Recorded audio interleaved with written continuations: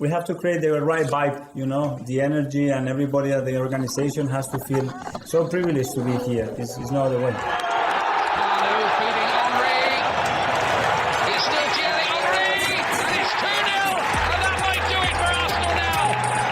Thanks for listening to the Purely Arsenal podcast.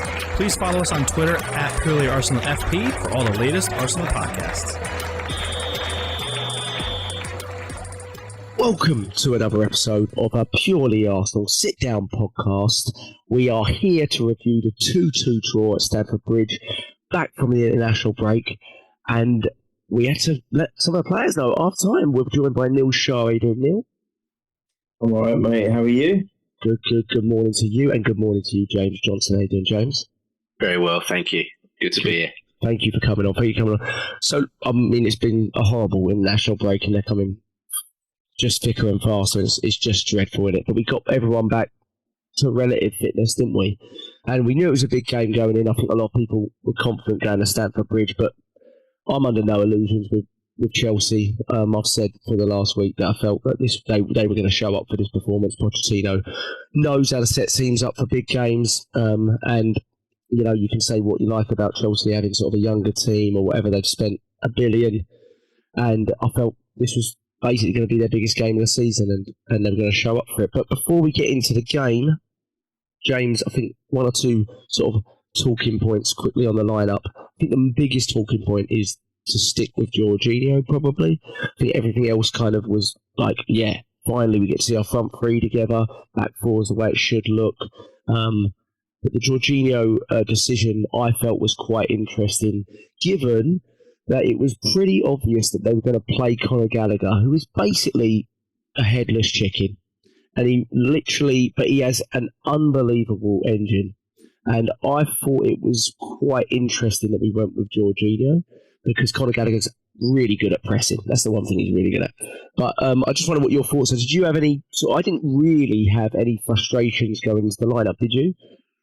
No. I mean, we had a brief discussion, didn't we, between each other? And as again, I'll stand to be corrected because I hate international football unless it's a tournament. As far as I was aware, I don't think Jorginho played a minute for Italy. So I'm not even sure he was in the squad against England. Exactly. So I was like, well, clearly he's fresh, whereas Partey, even though he only played, a brief cameo, but what a cameo against Man City, like we mentioned in the last pod about the substitutions, we'll probably mention it in this one as well. And I was like, well, he's clearly fresher than Partey, because Partey, for whatever reason, he can only play about 10 minutes for Arsenal, but Ghana will play him for a whole, Chris Houghton, whatever you want to, however it's pronounced, he'll play him for the full 90 minutes. So I thought, well, do you know what? He actually had a very good game against Man City, in my opinion. And a lot of people's opinion, I think you two agreed that he was very good against Man City as well.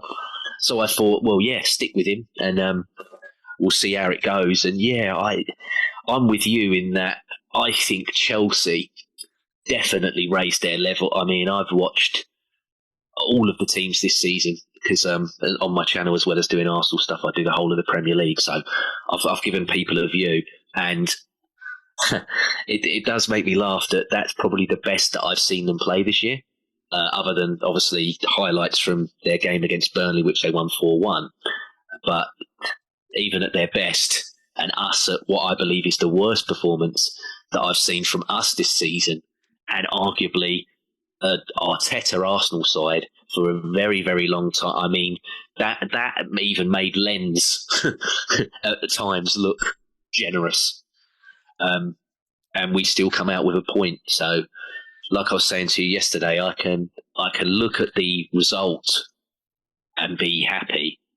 But if you ask me to be happy with that performance, I can't accept a performance like that, Jack, because there will be teams that we play that are better than a Chelsea that are currently in transition, that will not have a goalkeeper that is a clown, that allows us to score a fantastic goal, and do not fall asleep to allow me and Neil's best mate, Leandro Trossard, to step in at the end and score a very, very important goal. But yeah, in terms of that lineup, I had no issues with it whatsoever when it came out at all. I thought, well, do you know what? Other than Partey, who I would have liked at the 6, but I understand why he's not at the 6. That's arguably our strongest team. Yeah, I agree with that, and I think a lot of the hindsight is sort of having a go at Mikel Arteta but you're fighting a losing battle there anyway. You start Partey and you lose him to another hamstring injury because you brought him back too quickly, you get ruined. You don't start him because Jorginho did pretty well against Man City for 80 minutes. Not fantastic, but they held his own. And I don't really see what the other alternative option was, because the other alternative was to play Rice there and put Havertz at the 8, and that would have created a ton of criticism too. Because as we're seeing again, Havertz is really providing a better option as sort of the second striker, if you like, not when he's playing really as the left 8, not for me anyway. Even in this game where it looked kind of interesting where he was positionally, but generally speaking, he's providing that better option as his sort of false 9 position. So I didn't really see a massive alternative. So I didn't have any problem. I was happy with the lineup. But what I wasn't happy with, Neil, was the way we started the game. As soon as I saw it was pouring down, the ball was not moving off the turf well at all. It was stopping and slowing. I was like, and it did not look like we were ready at all. From the moment the first ball went over Zinchenko's head, and then Zinchenko loses the ball immediately in the 18-yard box. Rice quickly follows it with a very, not typical Rice moment where he loses the ball again. And I was like, we are not ready to go here whatsoever. And Neil, that kind of played out for the whole, certainly the first 30 minutes of the first half, didn't it? Yeah, I thought that the break didn't do us any favours. I thought it was a very disjointed, unbalanced performance all throughout the whole pitch. No partnerships, no cohesion. Every word that describes what we have been recently was there as a narrative for the way we set out. I mean, I just could not understand how it was so poor. None of the players seemed to be at it. They didn't seem to be, as you said, ready. And I just didn't know what we were watching. I couldn't recognise us at all. And I thought, great, had to be against a team that has been so poor up until now, so poor. I had the same feeling. Yeah, I always say it, that with Jimmy White of football, everyone seems to turn up against us. We make everyone look like world champions, and Chelsea have been so bereft of anything. Ordinarily, you'd think that, God, this is going to be probably one of our easiest games in the whole season, and it turns out to be potentially our worst. I mean, I think it was our worst performance, bar Lons, that I've seen for a while. It's the first time we've conceded an away goal since March, I think it is, and it's just. All right, well, that's not such a major thing because it's very difficult to keep a clean sheet for that long anyway, especially away from home. But I just felt that, like, for example, the partnership between Gabby and Saliba was non-existent, and everyone was just, heavy feet. The number of wayward passes was sickening. It's like some of the stuff that even Odegaard, that is known to do with his eyes shut, was, a couple of times where we were in an attacking position and the pass was to no one, and it wasn't just him. It was most of the players. I think you guys said that probably Ben White might have been the only one that seemed to be okay in a real woeful performance. But yeah, I think it was bar the substitutes coming on and a couple of moments from our star boy, and even he was terrible as well. So let's not hide from that. We always. We'll say how we see it, doesn't matter who it is. And I'm sorry, that's one of Saka's worst performances as well. He's got the numbers because that's what he does, but at the end of the day, it was terrible. And I just think that the break came at the wrong time for us, especially following the great win against City. And I'm going to be honest with you, I thought that's a win. That felt like a win to come back and get a point. It really did. Because I didn't even think we were going to get a goal at one stage, let alone get a draw. So we had no shots on target, unless I'm mistaken. Unbelievable. Yeah, two shots on target, 2 goals. Right. So that sums it up. 2 shots.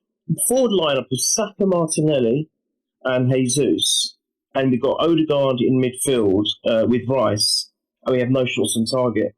That's terrible. That is terrible. Do in the first, because we didn't get away with it. Obviously, the penalty incident's the first big incident, but the biggest problem with the penalty incident, if you're looking from a self analysis perspective, is look, we've won 5 penalties this season in the Premier League, right? We've scored 5. The reason teams get penalties generally is because they're in your box too much. If Mudryk is getting a header on the penalty spot in your box, there's a problem already, right? It shouldn't, and that's really because we're going to talk a little bit about the ref decision to give it, I'm sure.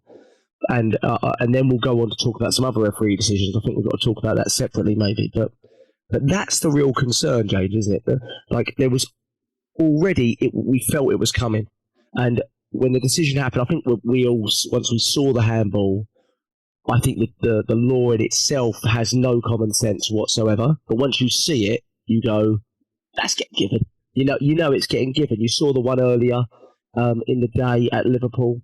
And they're basically, the rule is you've got to be a penguin, and if you're not a penguin, you can't jump with your arms in the air. I do find it's quite crazy that I'm pretty sure that header's going wide, and you've gone from what is basically going to be a goal kick to a penalty for the other team. It's quite incredible. My personal common sense ruling on this is if it's going to be a goal, definitive goal. It shouldn't come into play whether it's intentional or not. Like, do you remember 2003? No, not 2003. 2001 FA Cup final. Thierry Henry's through on goal. Stephen Honcho's on the line. He handballs it here, and it's on the line. It's a goal, and it doesn't get given. Obviously, there's no VAR back then. For me, you should be giving that handball. Hencho doesn't mean it, but it literally is a goal. But this is quite far from that from me. But I don't think there's really any need to go too much into this specific refereeing moment. Maybe there is, because there's much more in the game. But James, you know it's getting given, don't you, James? Yeah, and I mean, the way that the game was allowed to crack on that long is unbelievable. Because we all said in real time that's, we've all got our WhatsApp group, as we say, and I was in there like a flash when that's getting pulled back, and then eventually, I know you're a few seconds, I think where you are in America, Jack, you're a few seconds behind us with Sky, so apologies because I give spoilers before things happen. I'm way behind. I think Neil as well, you were like, that's going to get pulled back. Mike was like, yeah, he's as soon as, and I mean, when you see him go to the telly, you know that they're giving it anyway, but it's like what you've said, and again, I don't know if you've played FIFA over the years. I think, Neil, you've had a few games here and there. There's a celebration on FIFA, Jack, where you stand like that and you tip over, like you've said, like a penguin. It's like a play. How, for me, it is a penalty under the current laws, but I'm like what you've just said. The law is ridiculous because I don't know how Saliba can get his arm out the way. What has he got? Have you, like you said, have you got to be a pet? Like, do you have to, who jumps with their arms out to the side like that? Who does it? The problem there is, as bad as we were defending, that specific moment can happen to any team, no matter how good they are. Exactly. You can't prep for it. Which is a really frustrating thing. Sorry, Karen. Yeah. No. I don't understand. And again, you're far more advanced in the medical field and everything else like that, and the human anatomy. How are you supposed to? I mean, if I jump now, I'm going to put my arms out like that to the side. It completely baffles me. But I do agree with you that you have to look at it at source. And I'm sorry, but I don't know if Raheem Sterling and Cole Palmer as well, because he kept drifting out wide at times. I don't know if they both went to Pochettino earlier in the week and went, look, if they're starting Zinni, I know all about him, mate.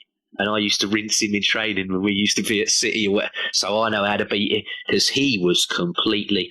I mean, I know that defensively, he's not the best of the club, but everything else that he does, sometimes we overlook it. But yesterday, my word, I felt bad because I have never in my life screamed for getting him to come off since I've seen him in an Arsenal. But I was like, get him off. You said it at half time. I think one or two of you did, yeah. I was like, get him off because he is having a stinker out here. He is honking. I mean, like everybody, the whole team was honking, but he was honking the gaff out for me. I was like, get him off, because it's just not good to keep a player on like that. Because I'm like, he was fuming, by the way. Of course he was. But I was like, he's gonna get sent off because he was on a booking. And I was just like, he ain't going to be able to keep up, and he's going to pull a shirt or he's going to clip a heel or whatever, and he's gone. So I was like, get him off. And yeah, thank God we did, because I thought Tomiyasu again when he did come on was great. But no, on the situation, I know you'll go to Neil about it, but I just, it is a pen, sadly, but God knows I don't know what else you're supposed to do in that situation, mate. Maybe Neil can. Maybe Neil's got a way that you can jump without putting your arms up, you know. I'd be more annoyed. I was still annoyed, but I'd be more like the Liverpool. I didn't watch the Liverpool Everton game, but that is a cross. That is a cross. It's about a yard or two away from what I remember from the Everton player. That is even. I'd be even more annoyed if I was an Everton fan there, because as far as I'm aware, he doesn't move his arm towards the ball. It's beside him. It's out of his body. But it's a normal motion again. I just don't know what these defenders are supposed to do in this situation. I have no idea what they're supposed to do, or an attacker if they're back there, or whatever. But yeah, you make some really good points on Zinchenko. I thought it was absolutely dreadful, and I thought that was the best sub Mikel Arteta made, actually. And I know we went 2-0 down after it, but to take your best ball progressor from deep off at 1-0 down away from home to basically say I'm going to somehow get more, still going to get attacking output. We've had no shots on goal. You have to say it worked, because how many times do you remember Raheem Sterling doing Tomiyasu or Cole Palmer? It didn't happen. It didn't happen. And in the first half, I was worried every minute. So whatever Tomiyasu did, he did well. That's all I can interpret it as. And I think he's getting to the point now where you would have had Timber starting some of these big games, certainly away from home. And I think we're getting very close to that point with Tomiyasu, because Zinchenko, first of all, I love Zinchenko, but he's annoying me with a lot of his pre-match comments, all this Mudrick stuff about, shut up, I don't want to hear it. Don't start saying stupid stuff like, I'll do this to you if you score. Shut up. Like, be quiet. Play the game. He comes out with some silly comments sometimes, Zinchenko. Talks a bit too much for me. I don't want you talking before a game. Talk after it. Don't talk before the game. Very annoyed when I saw those comments. I was like, I don't need those comments. I don't need you to rile up any more, in the opposition than is already there. But Neil, have your take on the penalty, because a lot of people are saying, that they think it's ridiculous. It wasn't a penalty. Yeah, it was. From the law perspective, it's just ridiculous. Though I'm being biased because I'm an Arsenal supporter, and I just thought, well, we're playing so bad, and now this has happened. I just thought this is a calamitous situation for us. Where how are we going to recover from this? And it's just awful that common sense just doesn't have any meaning anymore in the world. It really doesn't, with everything else going on. You think at least in a game of people that you see as a point of escapism, if you like, from the horrors of the world. Even that, so much politics and so much corruption and whatever you want to call it comes into it. But I just felt that at a time where anything that would help us at least try and get some headway back into the game, I guess, it just wasn't happening. And then you have that happen. But what was annoying was everything else that was going against us or wasn't going for us was also happening. It wasn't just the penalty issue. It was so many other things where players are getting clattered and fouls are being thrown in, and the referee just doesn't seem to want to know and doesn't seem to just lets play go on and doesn't care. The protection that our players don't get is just a great talking point, has been for a long time and will continue to be so. I don't, yes, Saka had a terrible game, but he was getting clattered as usual. He was getting held. He was getting pushed. Even my mum was saying, "Just how many times is that guy with the long hair pushing him? Look at that." And I went, she goes, "Is that allowed?" I said, "No, it shouldn't be, Mum." It is by the PGMOL, because Saka wears the badge of a cannon, so of course it's going to be allowed. It was just horrible, Jack. I hated it, and afterwards, I don't know if you saw it, but one of the boys may have put it in the WhatsApp group. even Jamie Redknapp was for us with regards to that penalty. He was like saying, how is he supposed to physically jump? What you told me? And Hasselbank was going, no, that was good. He was definitely in an unnatural position. And Jamie was going, what are you talking about? How can you say that's an unnatural position? How are you supposed to elevate yourself? It's just a natural human thing to do.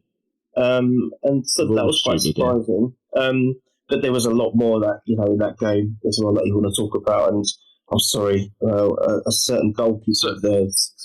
Sorry, Neil, sorry to step in, but if you're looking at it like this now, right?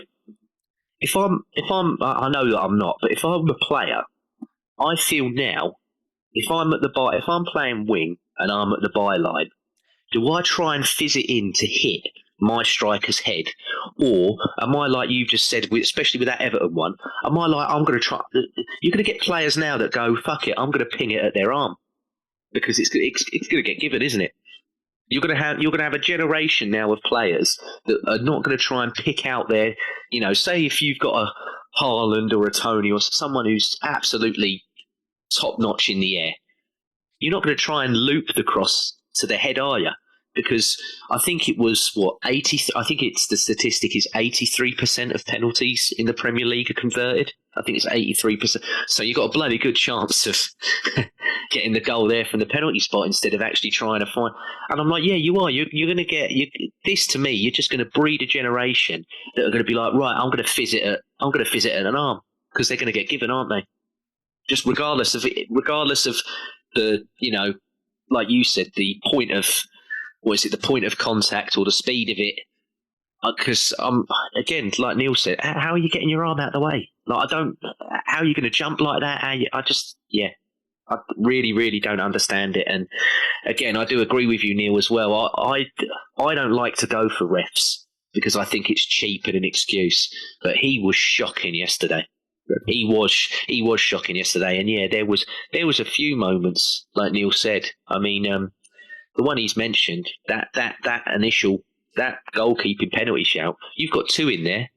Because look at the way, Thiago Silva I thought was brilliant, by the way, but he 2-foots Martinelli. He does 2-foot him. And for me, I thought that anything where you come off the ground like that now is an automatic red, regardless. He got away with that because of the way his foot went in. That's what I thought. His studs were up, but he kind of went... Still a very, very agree with you. Neville and that over here said it's because he got the ball first. But I'm like, well, what was his name? Curtis Jones got the ball first against Spurs for that one. Right. But he still got done for it. I think from my perspective, the bigger talking one, especially as he scored the penalty as well, was the Cole Palmer one, which, if you look at the data, there's a claim that he didn't make another foul after this moment. I can tell you now he did. I know he did. And I know he was called back for him, because I remember watching it going, how has he not been booked again for a couple of pullbacks? But that is very close to the Kovacic tackle, which also didn't get called a red, by the way. If we're forgetting that after the win against City, no apology there needed because we won the game, no replay needed or requested, we won the game. But this one was really late on Jesus. He wasn't even near the ball. He was so late, from behind, right down his Achilles. Again, the penalty, 3-4 minute review. Let's all have a look at it. Let's get the boys over. Let's have a look. Cole Palmer, play it on. Very quick. I find the analysis for some of the stuff against us so interesting that it's just quickly swiped away. Remember the second one from Kovacic last couple of weeks ago? No, not even going to review it. No, I'm so confident in that. I can't ruin the spirit of a game in a big game. Yeah. But yesterday, Ashley Young, boom, red. Yeah. I'm like, so you can ruin a Merseyside derby, but Arsenal Man City. Spirit of the game. Got to keep it 11 versus 11. Yeah, real dodgy for me. And it was weird because we were playing so poorly that I found I couldn't get annoyed by some of the decisions going against us, by the constant niggling fouls not given by Cucurella and not being punished, not booked till the 72nd-ish minute when Cucurella claims that he got completely the ball when he's 50 yards away from the ball and completely taken Saka out. And I'm watching it going, that should be a red, because you had about 5 of them in the first half. And that's the problem there, when Saka's not really on it, because there's this player who's nowhere near Saka's level, but decided to go touch tight to him for the whole game, going through the back of him. He must be laughing, Greg. I've done it 6-7 times and I'm getting away with it. It's incredible. The stats say that he made 2 fouls all game. That again as well. Like Palmer only made 1. That's unbelievable. Thumbs it up, doesn't it? I can count the WhatsApp messages of Neil going, "Oh, bloody Cucurella, bloody Cucurella." That's more than 2. He said bloody Cucurella more than twice. I wasn't saying Cucurella. Yeah, you said exactly, something else. Yeah. It was a word that began with "cu." I know that much. But the other thing was, obviously, we can go on and on about that. We'll come back to the second penalty incident because it's obviously in the second half. But the real problem was we literally couldn't get any fluidity going forward. Right? No, finally we got a front four, in the positions we wanted to be for the first time this season, and they didn't look. They looked like it was the first time they played this season. That's literally what it looked like. It looked like there was no cohesion between them. Passing was off. Odegaard was dreadful on the ball. Felt Martinelli was trying his best, but isolated because Declan Rice wasn't really playing in the left 8. He was more playing as a double pivot because Jorginho was getting pressed too much. And I think he likes to take the extra touch sometimes, Jorginho. He moves the ball a little slower than Partey. And I don't think it was a good option for this game. I would probably start as Jorginho maybe away in midweek or something like that. And I didn't think it was a great option. The only time I really remember us doing something in the first half was Declan Rice was through in that left 8 position, and it was like a cross-come shot. He didn't really know what to do with it. And I was like frustrated that we hadn't got him in that position more because it felt like the left side wasn't really working very well. But it got to half time and we couldn't get much worse. And I felt either Jorginho or Zinchenko or both had to come off. He ended up going with Zinchenko, which I was personally quite surprised with. But it was absolutely the correct decision. Yeah, we come back for the second half, and soon enough we're 2-0 down. I think we've got to have a chat about the goalkeeper. Neil, I was very for the David Raya purchase. It's a purchase, and I felt I like the goalkeeper. The one thing that has to be said now, we've got a little bit of evidence on him, is in the big games. There's been question marks over all of them for him. Tottenham first half, City first half, this game, the goal, and some of his passing out of the back.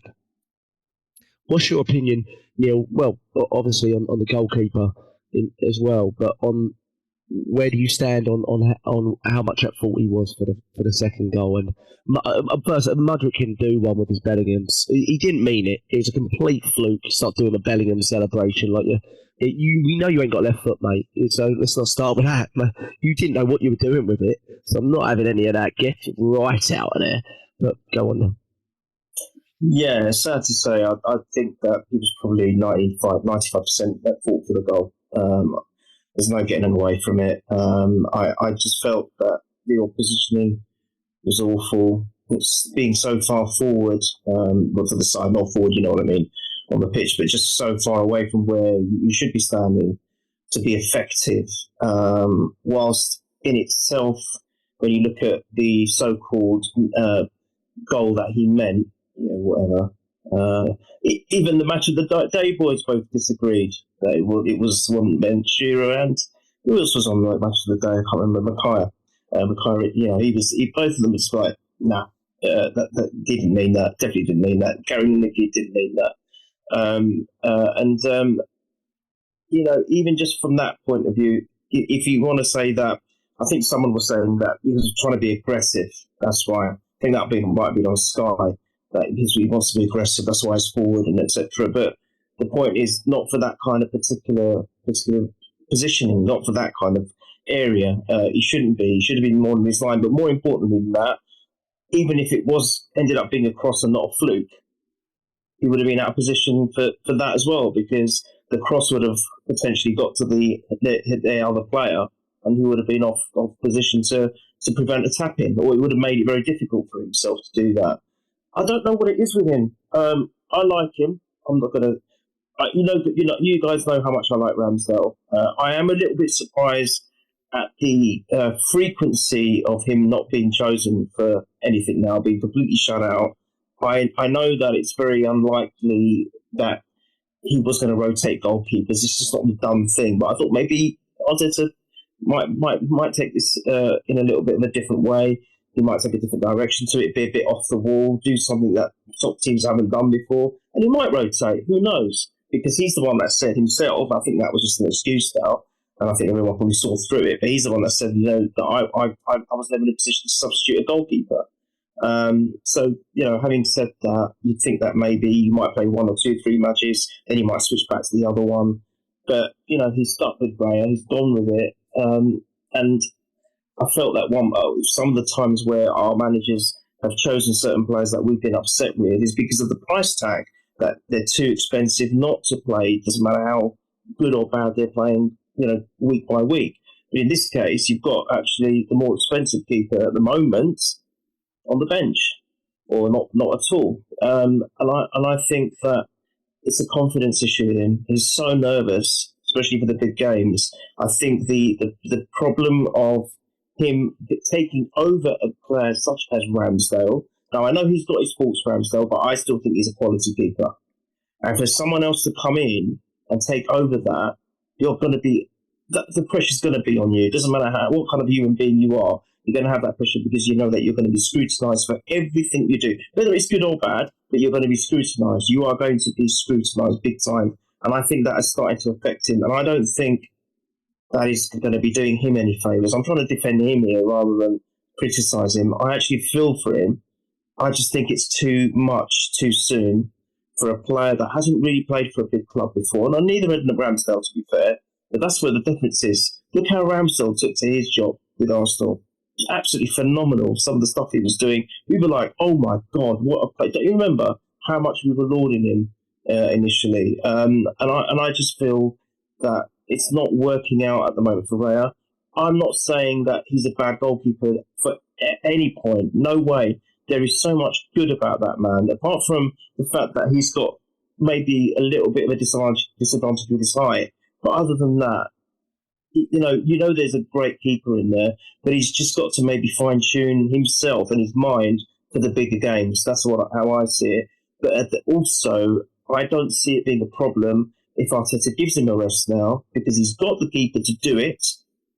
Bring on Ramsdale as quick as maybe Tuesday when we play Sevilla. I really think he needs to, because I don't think that Raya continuously playing there, and if he just imagine if he stays for the next game and there's another error, it's not going to do him any favours, guys. Well, Neil. I mean, as much as I think Raya's Arteta's number one,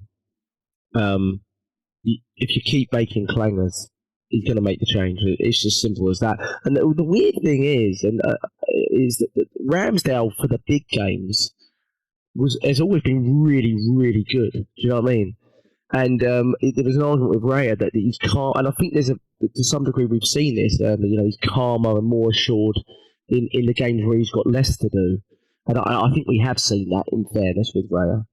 But I was actually more annoyed with Raya's pass to Rice, which he actually subsequently does really well to dive at Cole Palmer's feet, but that's still not good enough. I was more annoyed with that than his position for the Mudryk goal in a way. But Jay, I'm quite supportive of Arteta bringing in Raya. I think it's the sort of ruthlessness that we've not seen in the past, and I really liked the decision, and I still do. But you have to be asking questions now if you're Mikel Arteta and going, well, hold on a minute.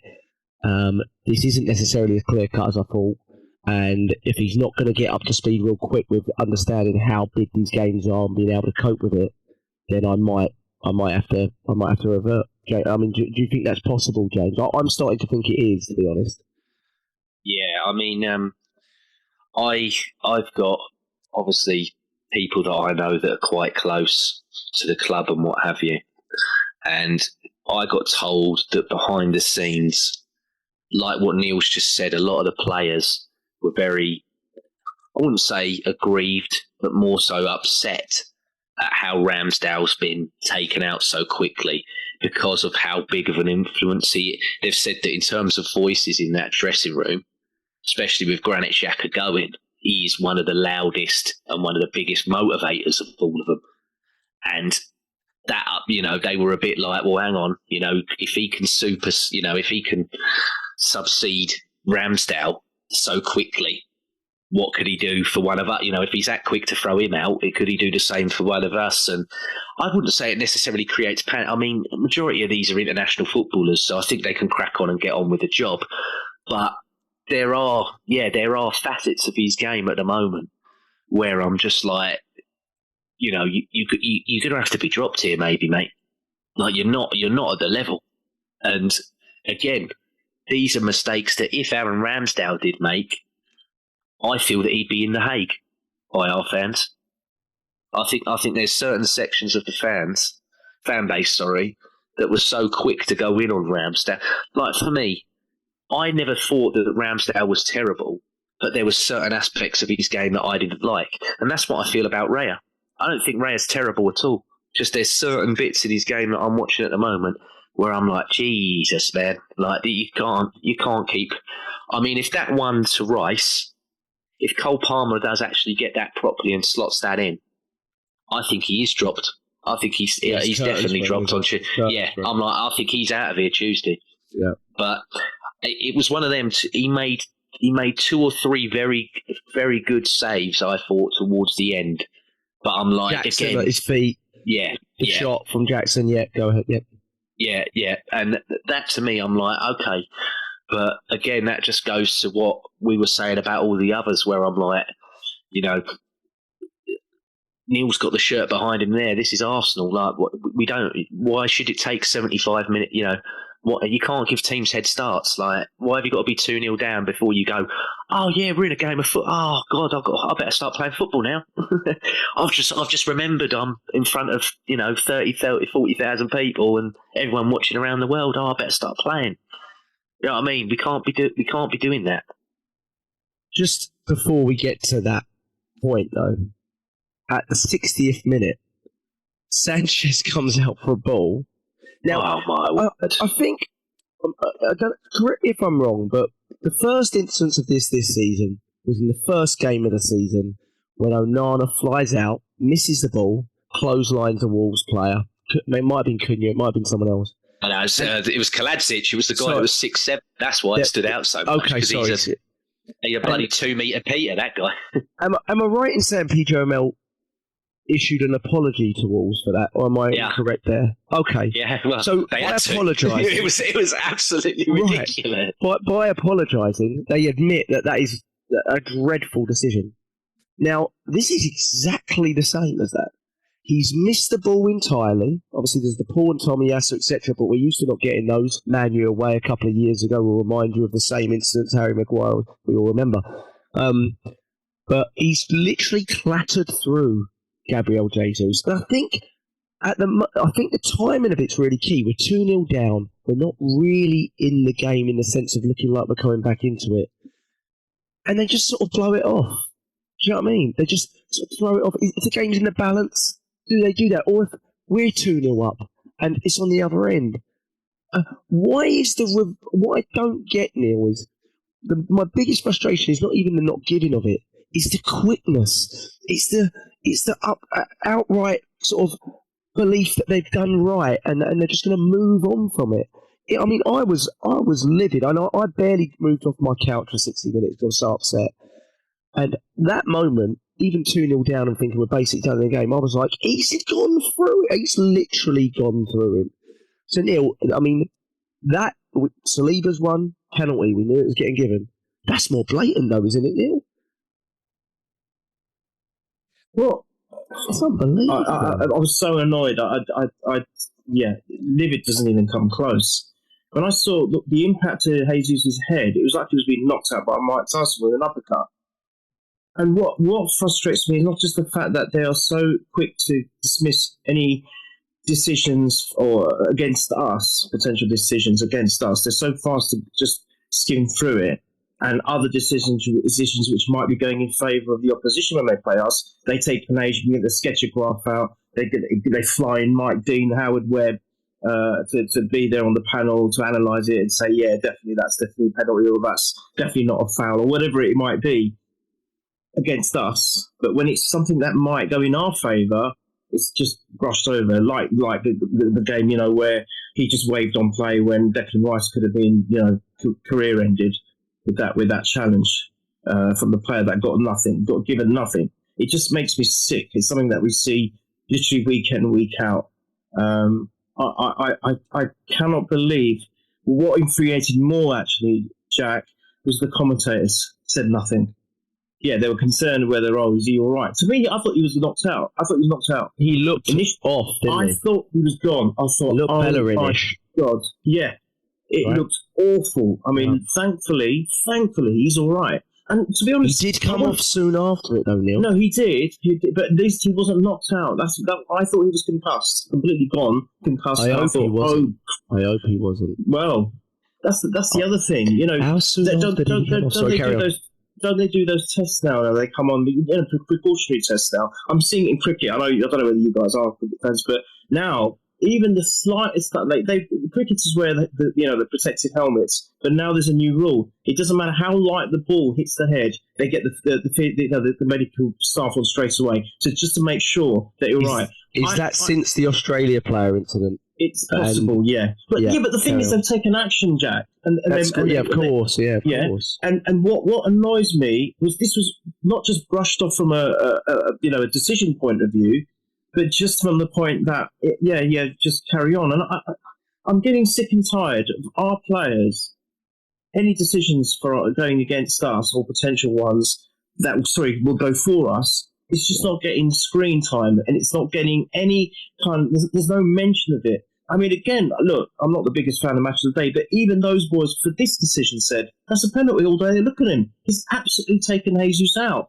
He's nowhere near the ball, nowhere near it. Yes, I think it's because he smashes through the Chelsea guy as well.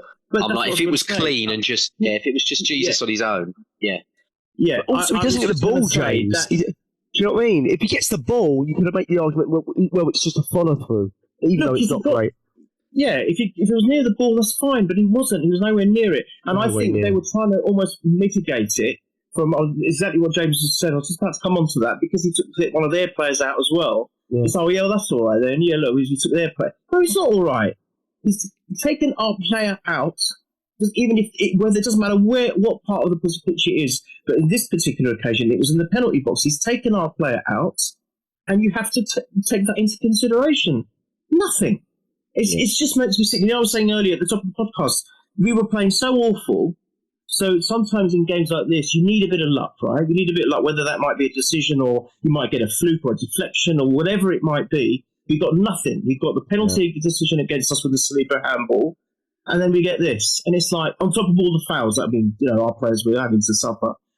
And you just think, it's not our day for so many reasons. But I don't mind it, but it's not our day when our players are not performing. I can kind of accept it. Well, I can't accept it. I want our players to perform all the time. But you know what I mean? Then you say, right, that's our fault. Or that's our club's fault, our team's fault. But when you've also got all this going on as well on top, it infuriates me, Jack, because we see all the time that certain clubs, it wouldn't be that way. It would be looked at, the media would have a field day over it, they'd be, but what about that and that never, and nothing was given for that, and it would be a big song and dance and a big media thing. And I just don't understand why we're treated so differently. I don't like it. Comes off 8 minutes after the incident. Actually, now you mention it, I didn't really watch him much from the 60th to 68th minute, but I'd be a little concerned from it because he didn't look great when he fell down. I don't remember how many actions he had after that, but if a lot of this concussive stuff can come on a little bit later, like symptoms and stuff like that, if they're thinking he's got something, they might have pulled him. Well, you'll know because he won't be involved Tuesday if that's the case, but dreadful decision, absolutely dreadful decision. Gary O'Neill, at the end of the game against Manchester United, had already received his apology. Now, I know what people are going to say, what's the apology going to do? My point here is, against City, we never heard anything about the Kovacic thing again. But Liverpool are able to create media uproar across the world about replays. And that's my point, just because the result is different. Do you know what I mean? Like, and now there's a craze around 12:30 kickoffs, which I agree, it's probably not good. But what I'm saying is, why is there not... There's some really terrible decisions going against us here. Whether costly, whether not costly, they need to get the same amount of attention. need to get the same amount of attention, because what you get with a reaction to Liverpool's is refs going, I don't think I can make another bad decision against Liverpool because of all the...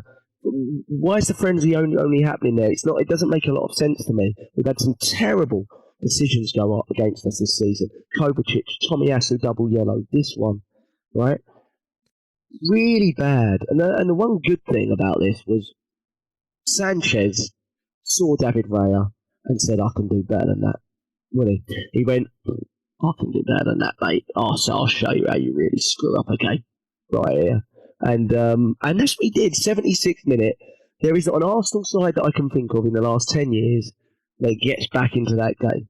Not a chance. We had no shots on goal. We dominated the ball, but let's face it, we were toothless in the final third, playing the extra pass, falling over our feet, losing the ball. Sloppy mess.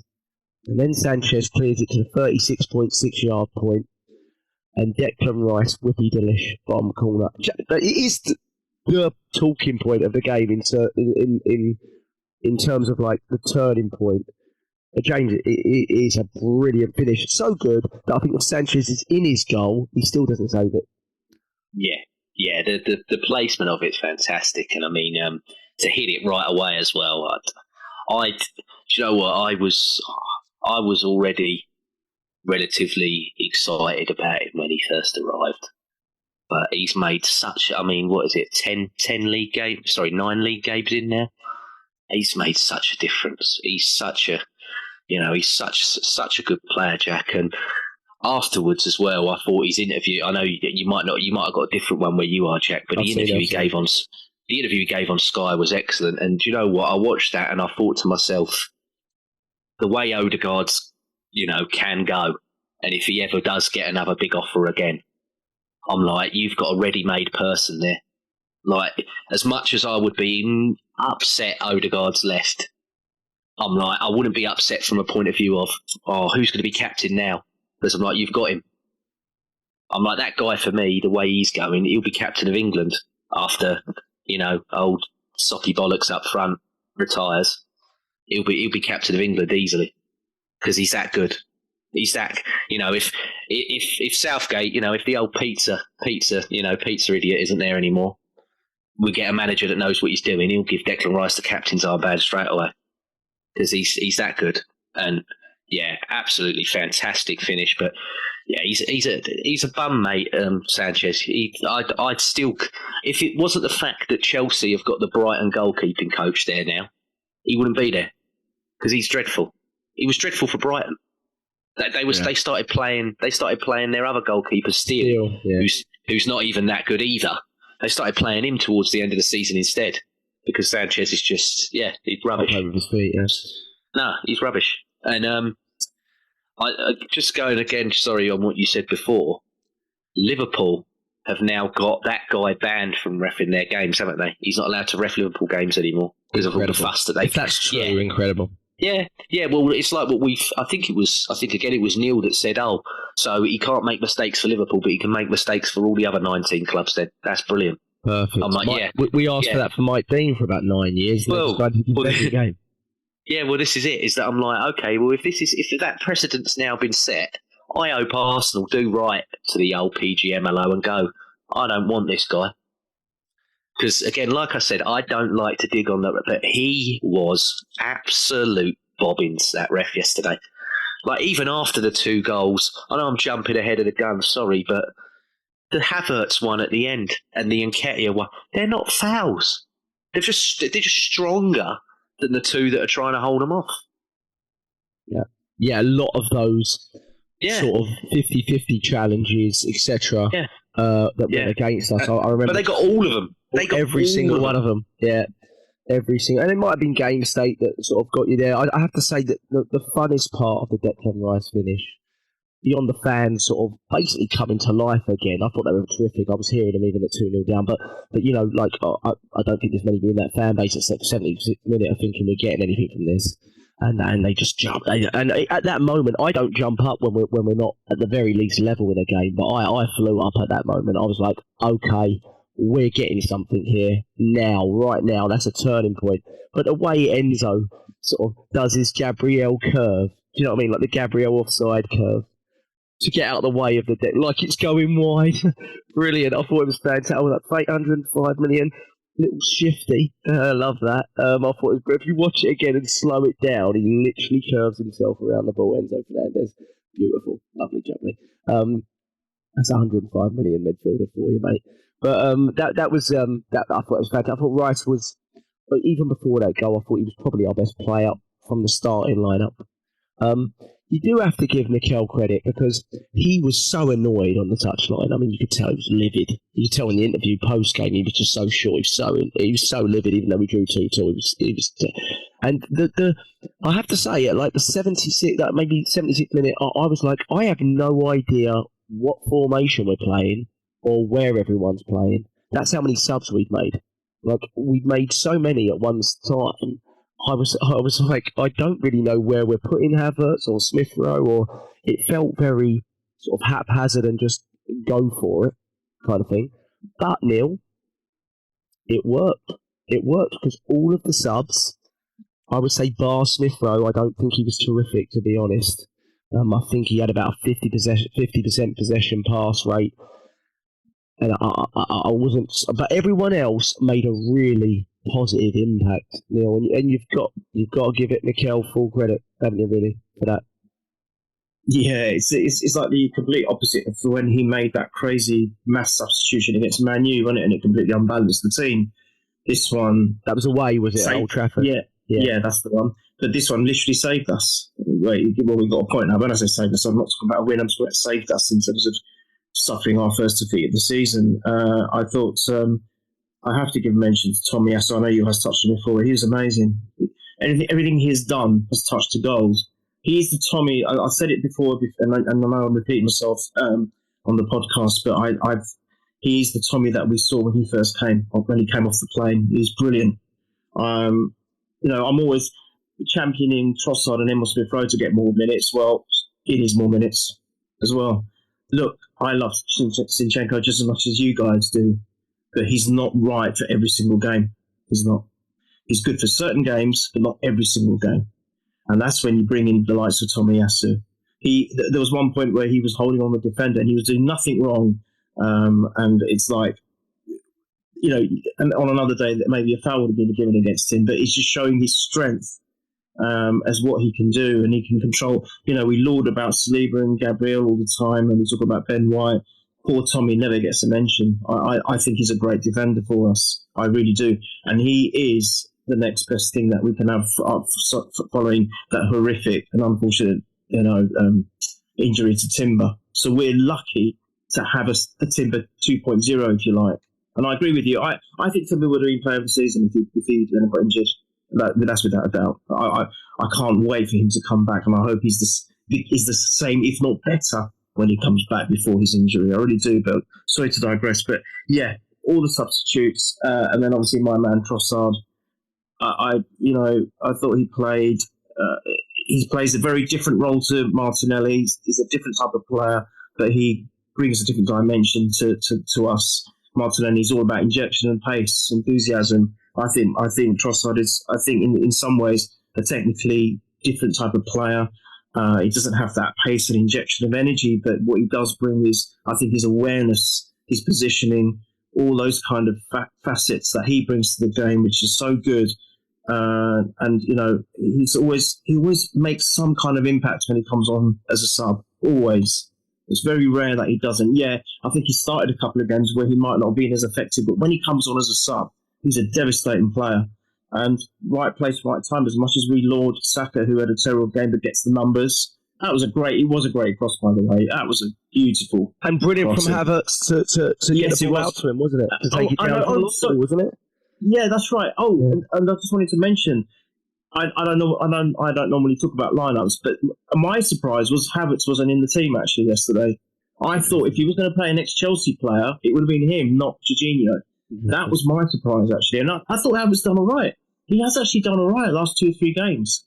So I think this thing about coming on as a sub for him is actually working. Mm. He's not thrown into the Dragon's Den the Lion's Den right from the get-go, and I think it's working. I think he's playing better coming on as a sub at the moment, and hopefully that fuels his confidence. But anyway, I thought Trossard's positioning for that great cross was brilliant, talking about awareness, and it saved us. It saved us from losing, our loss. I'm not saying we deserved it. As an Arsenal fan, I'm elated. We could have actually even won it with Eddie's attempt, which would have been unbelievable. It would have been a replica of Kanu. 15 minutes left, 2-0 down. But you know what I mean. No, that was it. You were saying who's going to be our Nigel Winter-Bernal Kanu moment. Yeah, exactly. In the end, it ended up being a Silvino, didn't it? Yeah. Yeah, that's right. But I just feel that, at the end of the day, I think what we did was, from a substitution point of view, was absolutely fantastic. It really was. It worked. Arteta is criticised for a lot of things, but I think now, in recent times, he's been getting his substitutions right. He's getting them bang on right, and I think that they're making a great impact. I agree with you, Kevin Smith-Rowe, but I'm still going to champion his cause. I just don't think he's getting enough time. He needs to be a starter for me. He needs to have the minutes. I think at the moment the way I see him going, it's not looking good for me. I'm really horrible. I've got a horrible feeling at the pit of my stomach that because he's not giving him the chance, he's not going to do it. Yeah. He's not going to do it with his cameo appearances for me. And do you know what? If you're going to talk about Lons, before we finish the podcast, I'd even say give him a go. Not Lons, sorry, Sevilla. Yeah. Well, I will say something, Neil. On that, obviously they sacked their manager and they brought in a new manager, Seville. They look a different side since they brought in their new manager. They just drew 1-1 with Real Madrid and they probably should have won it. I didn't watch it, but I've looked at the stats on it, and they probably should have won it. So it is going to be a very, very tough What game. Is it? We always play teams when they have a new manager. What is it? Always the way, Neil, and we'll get onto that. But I do think, like we said before the last Champions League game, that I can't see it being too different. I don't see more than 3 changes tops. I just don't make them. The likes of Tomiyasu and Trossard should be right there, and hopefully Partey's come back pretty fit because he didn't feature in this game, which was very interesting, wasn't it? I mean, the way the game was going, I felt that would have been one of my first. So it was very interesting that he made 5 changes and Vieira wasn't even in the squad. I don't know if we read too much into that. I know his wife's heavily pregnant as well. Congratulations to Ramsdale, but maybe that was part of it, or maybe it wasn't. Maybe it was just the fact that he didn't make the squad, which would have been quite interesting. And maybe that is a positive in the sense of Smith-Rowe coming on at 2-0 down and giving him because those are important minutes. The minutes he's had in the Premier League this season. I was shocked that he come on first. Right. That did surprise me. Yeah, because I thought, okay, you're backing him there, and yeah, like Neil said, there is a part of me. But Neil, I don't know if it's how you felt as well. To me, I was talking to Jack about it again last night. I was like, he looked shaky, he looked nervous, he looked so nervous, and I'm like, this ain't you. No. Like Smith-Rowe, I know, takes this in his stride. He's like, he wants a bit of this. He's like, okay, it's cagey. It's a bit, we're 2-0 down. Let's try it. I'll carry the ball here. I'll thread it through to someone, or I'll curl one in myself. But he just looked bereft, and I'm like, there was the clips, wasn't there, of after the Brentford game. He was crying, weren't he, at the final whistle because of the chances he missed. Bournemouth, sorry, carry on. Bournemouth, sorry, yeah, apologies, yeah, Bournemouth, yeah, and I was just like, wow. I'm like, is this affected? Is all this getting to him that much? I think James, because he's getting a lot of people do forget people forget they are human, and I'm like, this is crushing him.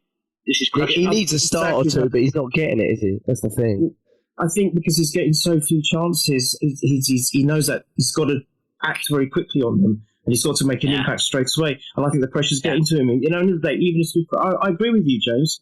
The way I've always seen him, his mentality and his attitude, you think, my God, this guy is not scared. He's very confident. He's very self-assured. Yeah. And when he's going to come on, he's going to make a difference. But I think because of what's happened to him and how he's completely been pushed out of the team, and there's no, I'm not saying that's a bad thing because we've had good players, but I just feel that for him as a person, and him as an individual, I think it's affected him finally. I think you're right. He didn't look. He was a shadow himself. I mean, they all were yesterday. Let's not just focus on him. Oh, but yeah. Given the fact that he had an opportunity to come on and make a difference, like the other substitutes did, he didn't, unfortunately. And I just want to see him given a game, a full game. Just give him. But I don't know. As you said, I didn't realise Sevilla had turned it around. So well, we know what they're like in Europe anyway. The level now is so high, isn't it? I mean, when Smith Rowe come in and had his amazing time, the level was, it was diabolical. But it just is. And I mean, he come on, left 8 as well, where we all want him to play. We're like, that's his position, that's where we want him. And he just didn't assert himself at all. And it was a kicker. But just quick on Trossard, I don't know if I like my stats. I don't know if you saw this one. His first 3 Premier League goals for Arsenal. What was it? Brentford, Everton, and this one at Chelsea. They've either been an opener or an equaliser.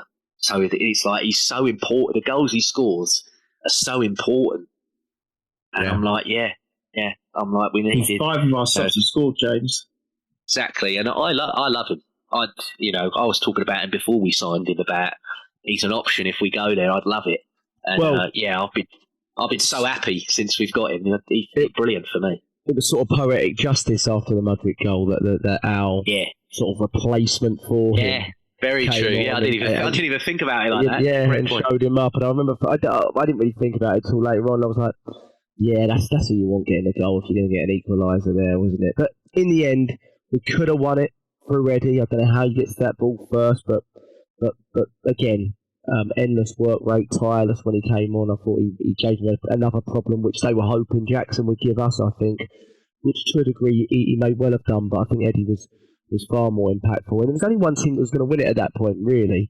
They were still trying to slow the game. They were trying to slow the game at 2-2. They were disappointed, but they were trying to slow the game. It's nice to know that Arsenal's basement is Chelsea's ceiling, isn't it? I saw someone say that as well. Yes. Yeah. That's made me quite happy. Yeah, exactly. I mean, it's a game you should win, that you expect to win in the stage that we're at, but when you see the whole game, you have to be sort of pleased with the result in the end of that, and try to correct the mistakes that you made in the first 70 minutes as soon as possible, because we're travelling in a day to Sevilla. We haven't got time to do it really, but we've got to think about it, and he's got to give some chances to players that showed it from the bench. I think, but on Tuesday, I expect he probably will do. But 2-2 in the end, I don't think you can really give a man of the match, but if you're going to give it to anyone, it probably has to be Rice or one of the subs. Yes. Tommy Asu had a 95% pass accuracy when he came on. I think he's got to be with a shout, to be honest. Neil, you've got to be happy with the point in a way, and not from the start, but in the end, you've got to be kind of satisfied with the point, haven't you? Oh, 100%. It was a win. For me, it was a win. It felt like, not win. It felt like a win. You know, sometimes you say it feels like a win. When it goes against us, so many times when we're leading and the team comes back, at least this time it was on the other foot. And it really did, because we didn't deserve it. I'm going to be completely honest with you guys. We didn't deserve it. Just let's set aside the rubbish referee, but that's something that we encounter every time we sit on the pitch anyway, so it's not a new thing. But set aside that, I still don't think we were good enough from a performance level to say that we warranted anything out of the game. So yeah, absolutely ecstatic. And you know what? That's what I love about Rice. You guys touched on it earlier. I think he's the modern day Tony Adams. I really do. How Tony Adams was a captain for us, and that's with no disrespect to Vieira, because Vieira was outstanding as well, but he was slightly different in his captaincy. I think Declan Rice is as close as you can get to what we used to have with the figurehead Tony Adams. Yeah, I know they're very, very different people, and Tony Adams was there from the start, came through the ranks. But I think Declan Rice is up there, and I agree with what the comments made earlier that he should be captain for England, because he's that good. He's that good, and he's worth every penny. He really is. But I just wanted to just mention that he's so important for us, so damn important. It's untrue, and we've just got to hope that he stays fit, and we hope that we keep him interested enough to stay with the club for a long time, because he's the future for us. He certainly is that. But yeah, I'm definitely happy with the point, and I like what he said. He said the same thing as you just said. He said in the interview, which is all right, he's got the balls to come out and say we were sloppy, we weren't good enough. And he said, I think he even alluded that you don't wake up when you need to. You got to. It's in the 90-minute game. There's snippets where we play, and he says that's what's frustrating. We can show the world and to ourselves what we can do when we turn it on. We even gave City problems in that second half, and he says we can do it, and we did it for the last 10, 15 minutes here today. We should be doing that for the whole 90. So can you imagine what we would be like if we played like that all throughout the game? It'd be amazing. Yeah. Oh, we'd have smashed them to bits. We'd have smashed them because they're crap. Yeah. If we'd have done that 15 minutes from the beginning, yeah, we'd have easily. I mean, I thought we were. I knew that Chelsea were going to raise it, but I said before, I was like, I thought we were going to win 3-1 yesterday. Yeah. I was that confident. Yeah, I felt it was going to be harder than the one thing. I mean, I don't know if you noticed, but they obviously this is the first game this season they didn't really play with a sort of pinpoint focal point striker, and I'm not sure Saliba and Gabriel handled not having someone to mark that well, And but the one thing I thought going into this game is Pochettino is quite good at setting teams up for big games, like he used to do it with Tottenham a lot. They'd go in and they wouldn't play pretty necessarily, but they'd find a way to nullify the opposition against big teams. He won against City, in the Champions League and things like that. He would find a way oftentimes. So he knows how to set teams up in big games. Don't particularly like the football that he plays or anything like that, but he definitely knows how to set teams up. And Chelsea, let's be honest, the amount of money they spent, it would be shocking if Chelsea aren't in and around the top 5 this season, and I think they will be. So the position currently is not really true to what we're dealing with at all. And also, you're not dealing with a team that, let's say, Liverpool were on the first day of the season. It's completely different, right? Completely different. You go on 2 months with a manager settled in with brand new players everywhere. It's a big, big difference again. Like you say, Neil, playing a team at a certain time again. It always seems to be the way with us. But 2-2, we take the point. We've got Sheffield United next weekend, and you hope we can get back to playing some good football. We've still got a ways to go there on this season in terms of getting our creative fluidity back. And you'd hope that's a game that we can really start to do that, but not underestimating Sheffield United. I know they put up a good performance against some big teams, Tottenham and Man U yesterday, things like that. So let's go to the predictions. We've got Sevilla away, and then we'll do the prediction for Sheffield United at home. James, I'll go to you. Give me your first score predictions, and if you think any specific changes will happen in midweek with such a quick turnaround. Personally, I'm thinking, the likes of Tomiyasu and Trossard have to be very close to being placed in there. But I just wonder what your thoughts are there. Yeah, so for Tuesday, I do think he's going to stick with Raya in goal. I don't think he's going to budge it. I think the back 4 picks itself. I don't think that it'll be Tomiyasu. I think Zinchenko will come back in for that one. I think maybe Partey, Rice, and Odegaard will be the 3. I don't think he'll start Jorginho midweek. And after what Neil said and what you've said with Jesus, I'll have to watch that again because I'm like you, Jack. I don't know if I didn't think Neil. I'm gonna have to. What are you saying? He looked concussed. I thought that he took a big wallop. Like he got walloped hard, but I didn't think at any time he was concussed. But I will watch that again. So if that is something that has happened, it would not shock me that Eddie starts up front. If that's the case, just let him have that rest and then have him come in against Sheffield. But I don't know. But yeah, I think the other 2, Saka's definitely going to play. If Saka's fit, he's definitely playing. So we won't go into that. And Martinelli, I think, he'll play. So it wouldn't shock me. So, but I'm going to go. My head's telling me a draw on Tuesday, which I don't like. So I'm going to go with my heart, and I'm going to say we're going to win. A la Thierry Henry in the Bernabeu. We're going to go to Spain and we're going to win 1-0.